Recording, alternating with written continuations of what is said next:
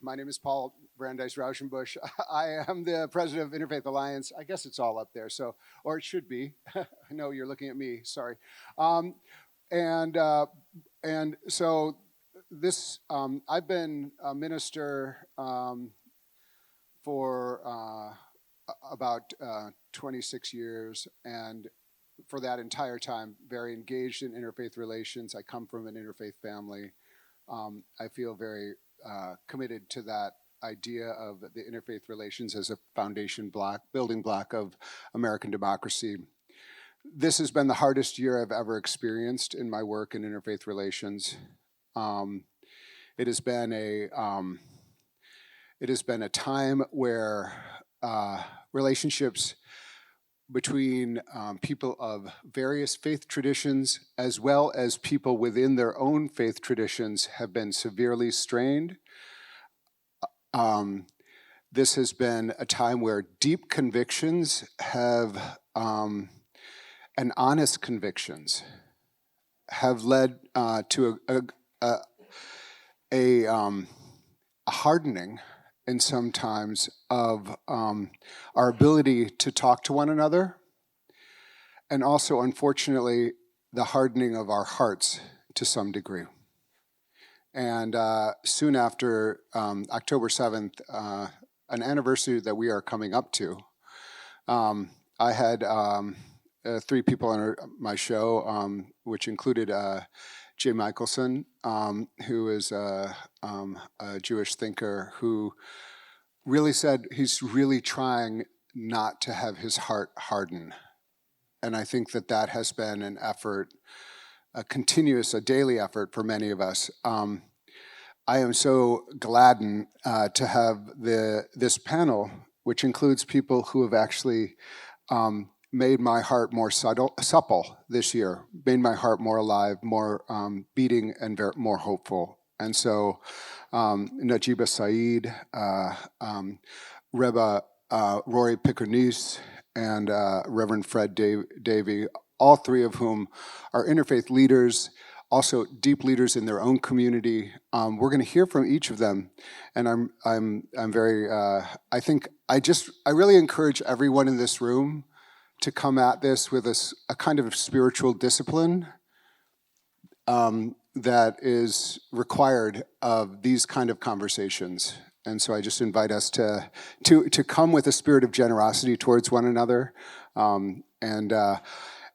However, before we get into that conversation, we have one of the great journalists from RNS, Yonat, who is going to share some of the headlines that we've been seeing this year, which will be somewhat sobering, but also, I think, create the correct platform upon which we will build our conversation. So why don't you go ahead?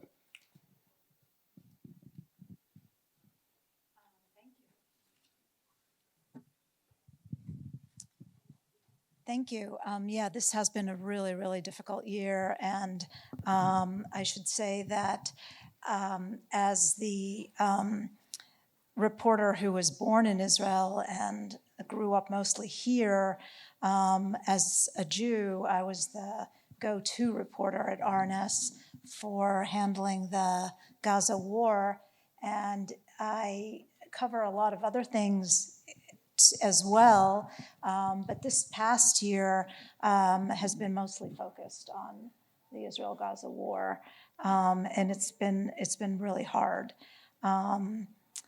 I will say that, so it's the year started. I'll just point out that right before October 7th, I had been writing some stories about how American Jews were opening up to criticizing Israel and its government.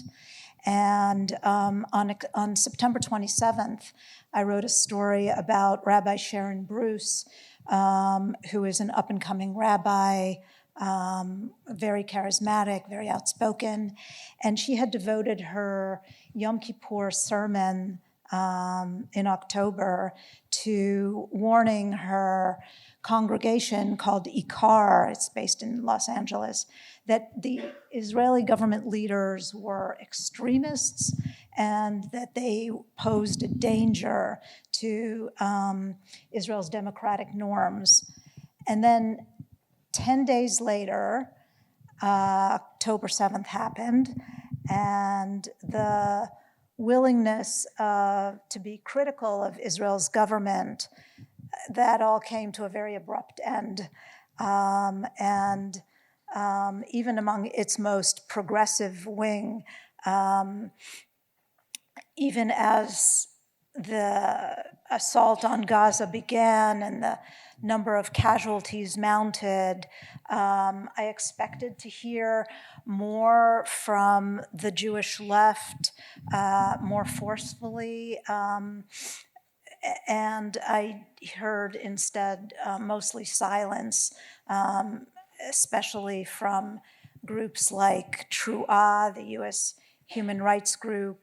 They were mostly silent, and most American Jews, I'd say across the spectrum, kind of reverted to a defensive crouch. They locked arms with Israel, and which admittedly had suffered a horrific attack on October 7th.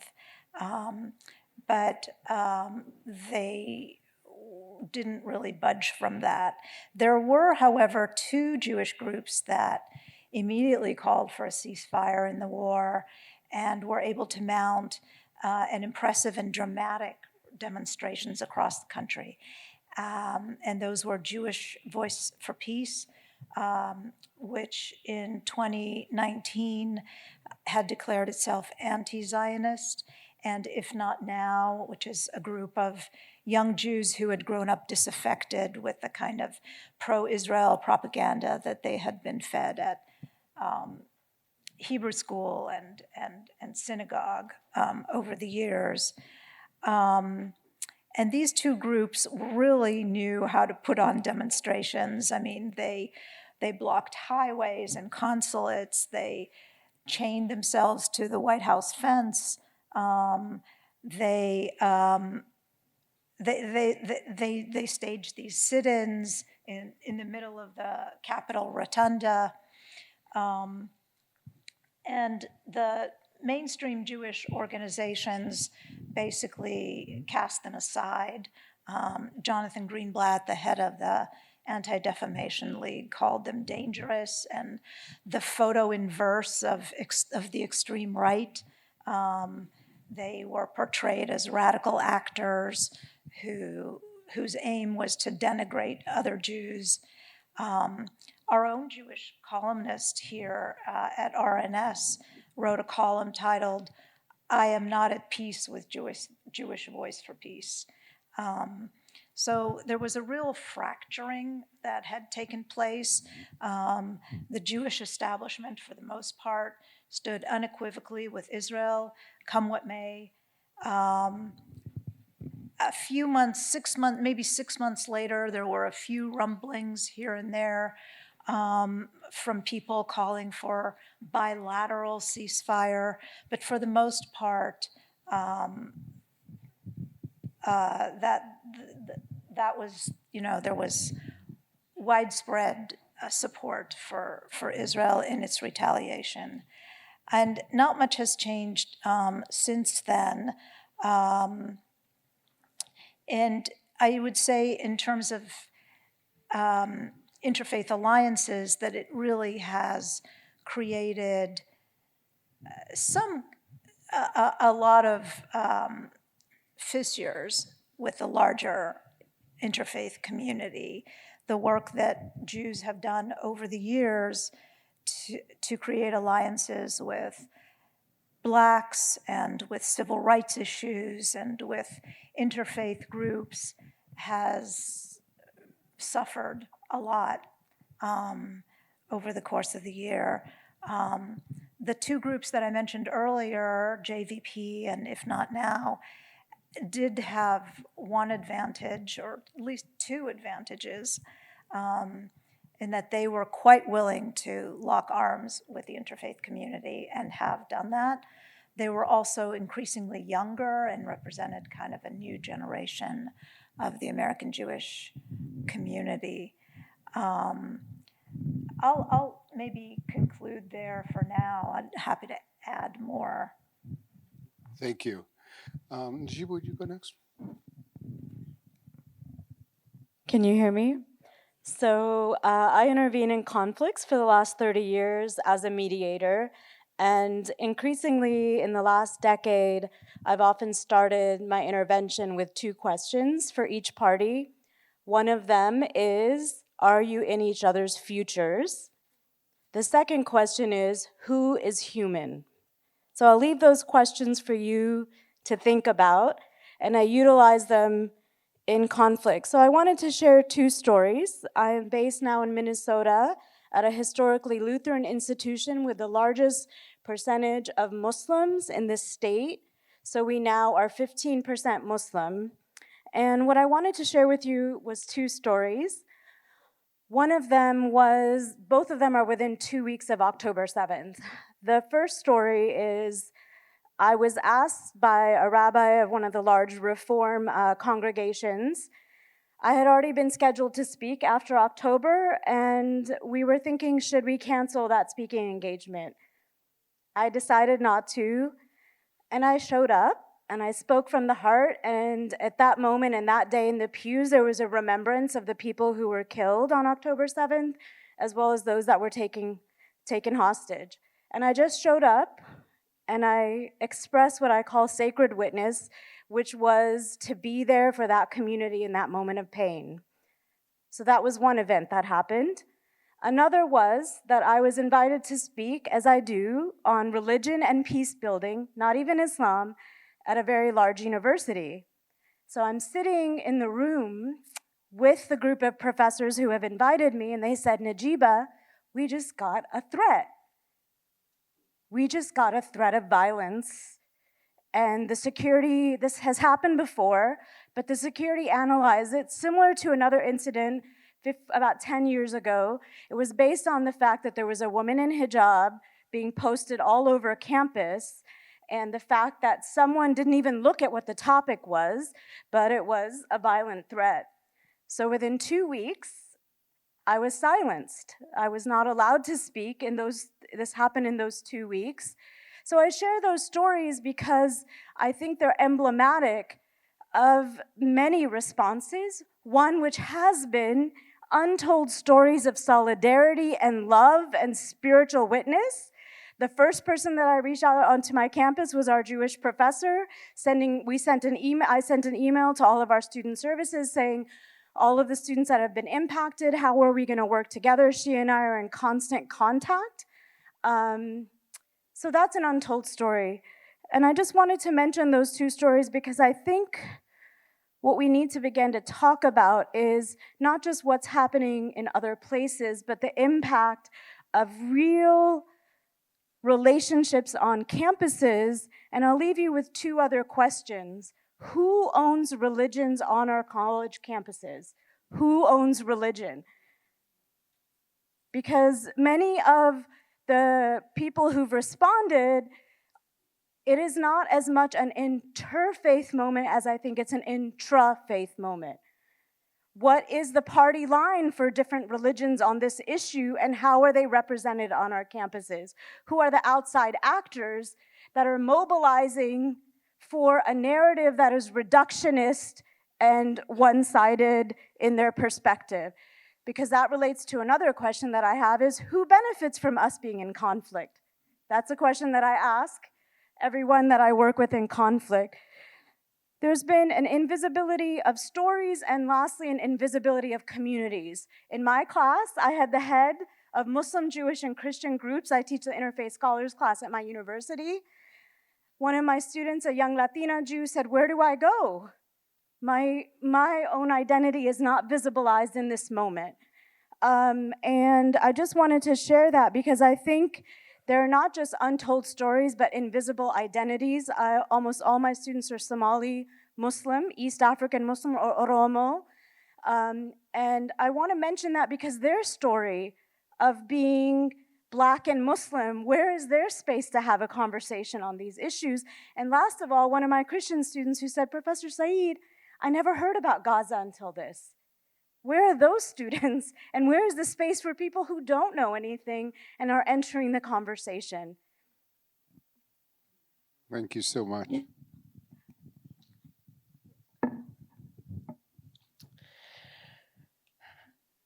This is an incredibly painful conversation, and I'm so grateful for this space and what's been created here. I was really struck when earlier today, Waj, in telling his story, he talked about that moment on 9/11 when he suddenly saw the next 15 years that were going to emerge. And I was struck by that because that was the feeling that I had on October 7th. I knew we were going to be in this moment right now. I knew that this is what was coming. And I want to just sit for a minute in that moment to remember that we talk about this. It feels so hard to reduce something to a date.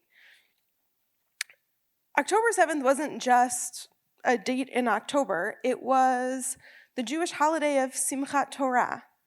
It was the day in which we finish reading. Every week we read a portion of the Torah of the first 5 books, and we get to the end, and I love it because we have this tradition where as soon as we get to the end, we read the very end of Deuteronomy, and immediately the next thing we do is we take a second scroll if you have 2 Torah scrolls, or you roll the Torah scroll all the way and you start again.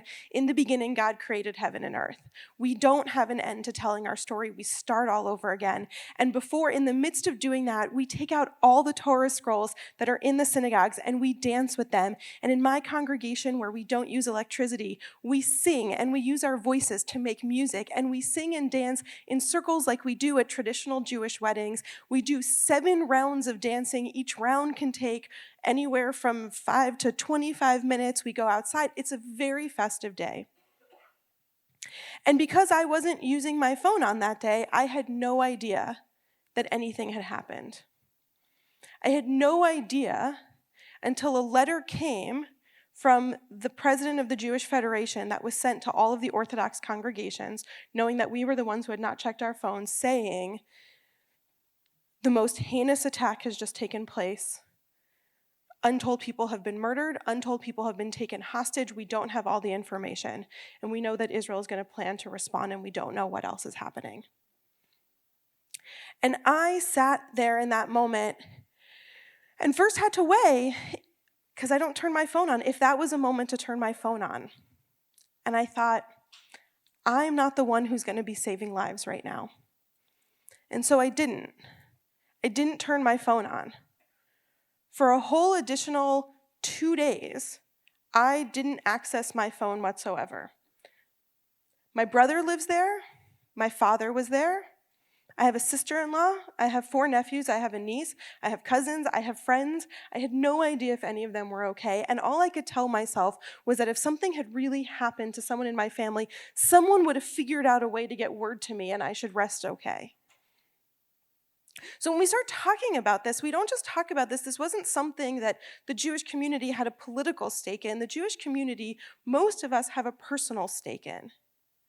And as we talk about what comes up on the anniversary, we're also talking about how do we celebrate the most joyous of holidays, knowing that it's also the anniversary of the most traumatic event that happened in my lifetime to the Jewish community. So I want to name that as we talk about this, to say that part of the story that we're talking about here is a story in which we still have a community that's in trauma. For those of us who knew some of the people who were held hostage, we still held out hope that they were going to be returned until a week ago, when we found out that some of the ones that were closest to us were killed. Some still don't know the fate of family members. And I'm not saying that to try to evoke the sympathy. I'm saying that to say we can't talk about response when you're in the midst of it. And part of what's been so painful for the Jewish community as we have this conversation, and I don't mean to say the Jewish community in a monolithic way, but I do think that there is some consistency in this, is that there's all this discussion of expectations, how we're supposed to mourn, what the Jewish community is supposed to say.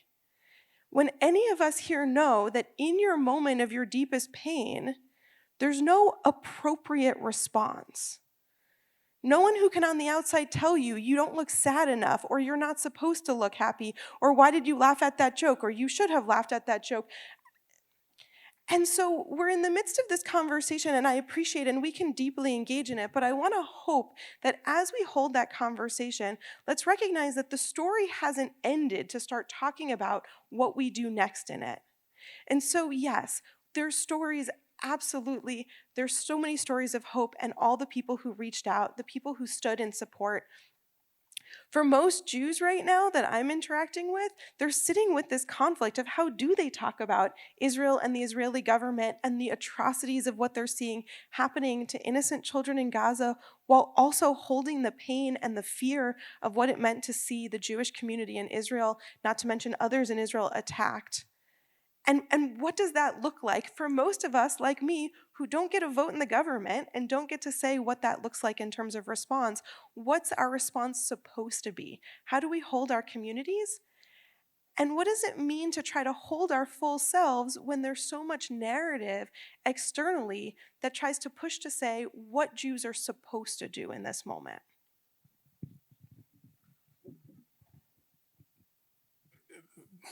This is a lot to try to follow, needless to say. So the stressors on, I think, interfaith relations, particularly as it relates to Black-Jewish relations, obviously preceded October 7th, 2023. I'm at Union Seminary, where for a little over 10 years I served as executive vice president and then served as a senior strategic advisor to the president, Serene Jones, who's here. And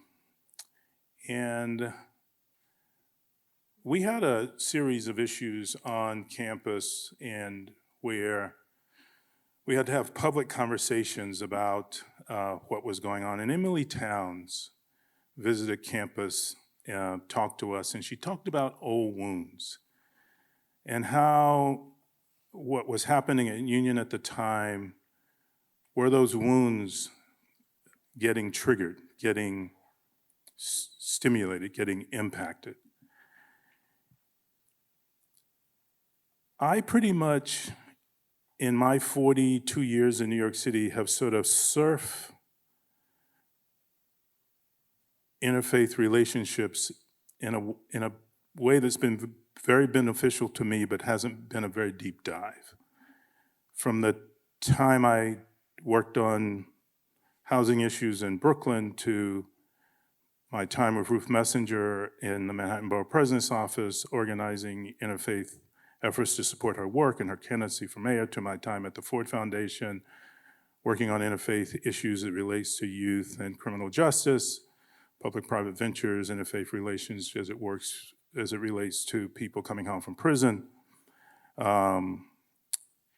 deep relationships with Jewish clergy and Jewish friends, but surfing, totally surface.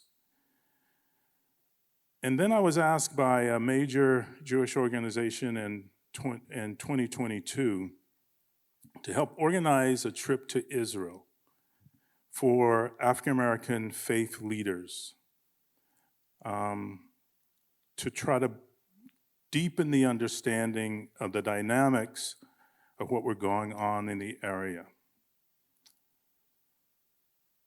And so I did that. And it brought me off the surface, deep into an experience of those wounds that exist in many of these communities. Let me just do this quickly. This trip started off tough. I mean, it started as a difficult trip when we got to El-Al just to get on the plane. From the interrogation that the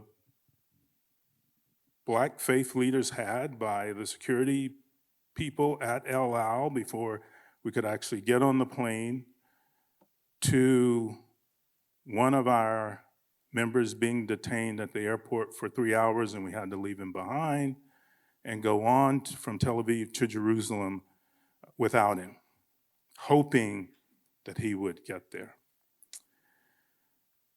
And you could feel the tension building. You could feel wounds being triggered. And then we were headed to, after some days there, having gone to the West Bank, to Ramallah, having gone to see settlements, having visited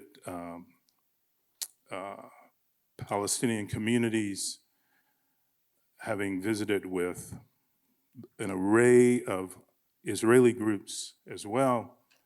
We were headed to the Gaza border to a kibbutz there, and we were called off. We were told to come back to Jerusalem, and we did. And the next day, the Israeli government took out 5 members of the Palestinian Islamic Jihad in Gaza, and then the Islamic Jihad then sent missiles back into Israel. We were given leaflets in the hotel about where our shelters, bomb shelters were, etc. That night, after those bombs came back, they didn't land in Jerusalem. They landed in the hills outside of Jerusalem. And one of our guides was a young rabbi who had who had been a soldier as required. And she and her family, she lived in those hills with her kids and her husband. We had a conversation with her about what had transpired. And some of our group really pushed back on her interpretation of what was going on there. And she made the statement, lovely person, we've still sort of periodically been in touch, but she made the statement, you just have to trust the IDF. And those wounds of those African-American faith leaders got triggered, and the whole thing blew up. The whole thing blew up. And it looked like the entire trip was going to just come apart at the seams. Because the experience of African Americans as wounded people in America was brought and continues to be brought into that situation where the particularities are very different, but the wounds don't know that. The wounds don't analyze the particularities. The wounds get triggered. And so it saddens me, but it doesn't surprise me that we are where we are now in the wake of the horrors of October 7th and all of the violence that has come in its wake. There is hope, and I'd like to maybe talk about some of that hope before we get off the stage. I've probably gone on too long. With that, I'll just stop. Yeah, I mean, this is all very real, and I appreciate everyone's emotion and so I just want to I want to invite everyone in this room to hold that as a recognize it as a sacred offering to this group. And then I also recognize that there is a lot of wisdom and people who have a vocation of religious leadership in this country. And so I want to spend the next 5 minutes offering each of you an opportunity. And I know that this is something that calls for nuance, and we are not going to be able to be as nuanced as we want. But what are some strategies for going forward in a way that invites a recognition of the kind of truth that's been shared here today, and also invites a recognition of what Professor Syeed so perfectly said, which is a shared future. And what does it look like both really hyper local, but also national and ultimately international. But let's keep it in each of your professional arenas. If you could talk about strategies and that give you hope in this time. So I think one thing that's really important is how are you setting up your table? Another invisible community has been the Arab Christian community, who have and experience anti-Arab racism in the United States. So when we talk about Islamophobia in this moment, it's important to include anti-Arab racism in particular, and that's often not done, and I wanted to put that on the table. And one of the things that has really struck me, that has been painful to see, and the United States has been at war with Muslim-majority countries for many, many years now, the resurgence of tropes that Muslims and Arabs are ungovernable.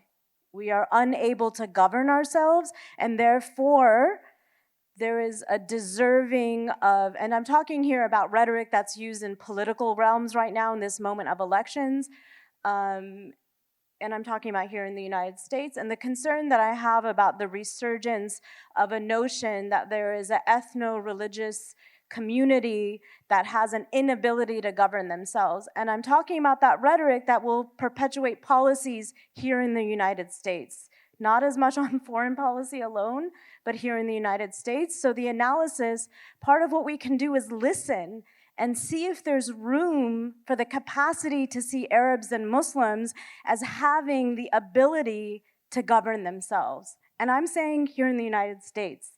And I think that's something that has really struck me, because I know those tropes. Having run a mediation center, in right after 9/11, I was running a mediation conflict center in Southern California. And so I just wanted to mention this ungovernability that comes up and justifies many policies here in the United States that are utilized. The other thing that I wanted to articulate really quickly was beginning to think about stories of hope. Jenny Peace talks about co-formation. So one thing many people don't know is I've spent most of this past year as a pastoral agent to many Jewish students. That's not a story that's often realized. And I mention that because what it means is it's not necessarily just the hardening of hearts, but it's an incapacity to understand that we are crossing religious boundaries already. It's happening, it's real. And so I wanted to articulate that because I think part of what we have to do is work against the narrative that there is an inevitability of conflict that goes back to the ungovernable, but there's an inevitability that these communities cannot exist and have conversations. Policies are made from that as well, whether it's in our university setting or in our domestic policy. Sorry, I spent a year working for an elected official, so I think in policy as well. The other question I wanted to really put on the table here, besides the co-formation, was really thinking about stories of hope, where the university becomes a center of communities. One thing I learned in this space is that we have to begin to ask about what I've been talking about in my work, the chaplaincy of democracy. What do we do when people don't want to engage politically in this moment? Let's name it. There was an uncommitted movement. How do you show up for people that have that feeling, and instead of bullying and pushing and prodding and hurting and shaming and blaming, what does it mean to say, tell me, do you feel democracy has not been helping you? We can think about this the same with families who have trans children that are dealing with very many issues. People who feel like their religious freedom is not protected on the conservative religious side. Beginning to approach this idea that I'm a chaplain for democracy, not just for my community, but I'm here, and that's part of what it means to listen. And that part of that listening is to hold space for the trauma of whomever is speaking, and to understand that getting them to the ballot box is not the only solution, but it's what happens after for everyday democracy.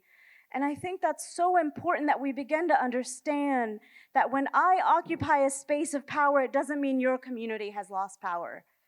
That's part of the chaplaincy of democracy, and that's the spiritualization of the conversation around power. And if faith leaders cannot begin to model it, instead what we're modeling is if I take up space and I get to speak on that podium and you don't, that means I have power, because we will only destroy this country if that's how we go forward. I want to get to questions, but I'd like to hear from both of you as well. Thank you for all of that. I'll just say really quickly, and I won't do justice to all of it. Part of what gives me hope is when I look around and in a room like this, we know that we're being pushed in this world into binary spaces. We don't live in a binary world. We don't live in a zero-sum world. And we need to move away from that in these conversations. And whenever the conversations exist in a binary, or if it seems like zero-sum, then what we do is we push people back into their corners. So, for example, in the conversation in the Jewish community about whether or not to talk about a ceasefire, it wasn't because people in the Jewish community, there are some on the extremes, we all have, but overwhelmingly the Jewish community wasn't pro-war. The Jewish community was pained that the conversations about ceasefire didn't talk about release of hostages. And so in that, I want to also name the importance of language. We have to ask people what they mean when they say something, because too often we use the same words and we think we're on opposite sides because someone says, I'm for this, and someone says, I'm against it. And when we actually break it down, it turns out we're more in agreement than we're not, but we have this specific disagreement about what we think that term means or what we think is included in it. We need to ask questions, and then we need to listen to the answers. We need to hold space, and we need to recognize that offering someone space doesn't mean giving up any of our own power. As was just said, legitimizing another experience doesn't mean mine is any less legitimate, and we can model that for the rest of this country. Thank you both. And a commercial for hope would be that in the wake of what happened at Columbia University in the Morningside Heights community, it didn't seem to me and to some of my colleagues that we had done enough to access the richness of the liturgies of our traditions to try to build community in and around the Morningside Heights community. So working with Chloe Breyer in the Interfaith Center, the Religious Life Office at Columbia and the dean there, Ian Rottenberg, and the Religious Life folks and Dean of Students at Union, the Religious Life and Dean of Students at Jewish Theological Seminary, the people who are focused on this work at Manhattan School of Music, and the folks who are focused on it at Barnard, and others. We're going to try to pull off, we've announced, we're publicizing an event next Monday that's focused on interfaith community building that grows out of the liturgies of these traditions. And we hope it serves as a bit of leaven, a bit of yeast for this larger effort to build a kind of world, even in a microcosm of very troubled Morningside Heights, that we'd all like to see. Thank you so much. We have time for a couple of questions. I'd like to report back from some conversations that have taken place at a couple of the significant Episcopal churches here in New York City. First was when 2,000 Palestinians had been murdered. And then again, when over 40,000 Palestinians have been murdered by the criminal Israeli government, funded by American dollars and American weapons. And I would encourage people in this audience to think critically about false flag operations a couple of Israeli military personnel brought up the fact that not even a rabbit could approach a fence in Israel without being detected. So I'm hoping that the American government and the global Southern community can get together and encourage the United States, as the director of CIA is trying to negotiate to get the Israeli government to have a ceasefire and stop this genocide. Thank you. If there's a question that someone wants to ask. Yeah, go ahead, Chloe. Thank you very much. I just have a question for the panelists, because one thing that going back to Morningside Heights for a second, there does seem to have been a kind of conflict within a conflict. As we've seen, there's a documentary coming out called Torn, which was about the dynamic of the, taking down and putting up of posters, which we unfortunately witnessed, that seemed to have its own dynamic. And I wonder, to what degree do we try, as just people living together in society, to detach or connect what's happening, over there with what's happening here? And to what degree does one want to accentuate the connections, or to kind of recognize that we are also in a different context right here as well, with a whole bunch of other conflicts that are life and death conflicts too? So I'm just curious about, I guess that's a strategy question. Just an interesting, I would say, point was that I think one of the that the posters here of the hostages had a different resonance here than it did in Israel. There it was largely a left wing to talk about the hostages, bring them home instead of the war. Here it was used as, it just had a different resonance. And so that was, I think, a helpful intervention from Trua and Jill Jacobs, who was helping me to understand that. Does anybody want to address? Yeah, I would just add to it. I think that it is important to recognize that I think for a lot of people who are involved in this, it's not something that's happening far overseas. There are real implications. I think Fred talked about the ways in which pain is triggered, right? The local pain is triggered here. Whether because of what's happening over there literally has implications, or because we're also seeing, as has been brought up, violence against people on the streets in America because they are perceived to be Muslim, Arab, Jewish, Zionist, whatever the terms are that people are using, that's happening here. And so whether or not, whatever my personal politics are, I'm being forced to adjudicate it on the streets. And so we need to recognize that we're not talking about what's the resolution that's between the Israeli government and the Biden administration and leaders of Hamas or whoever the players are. For a lot of people, it is their lives that are being at play here. So I just wanted to add, I think one important piece, we call it in conflict resolution, appropriate dispute resolution. You want the right intervention.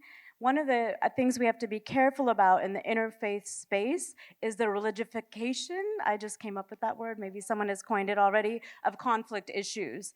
So some people are entering this space with a secular perspective, and so you're inviting them to interfaith dialogue or setting this up as a binary of a Muslim-Jewish issue. First of all, it leaves out other religions, but it also creates a binary and an interpretation that assumes that only these groups are vested.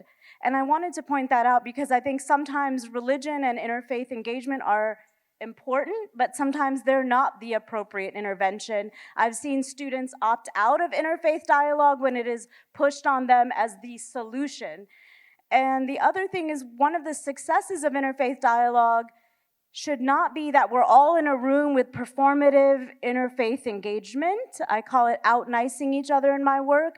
Much of this work the grief circles that needed to happen, the rituals that needed to happen, had to be separate at times. And I wanted to point that out because sometimes success means you don't have everyone in the room. And how do we calibrate our ability to understand that sometimes universities, because that's my context, are communities of, they're a community of communities.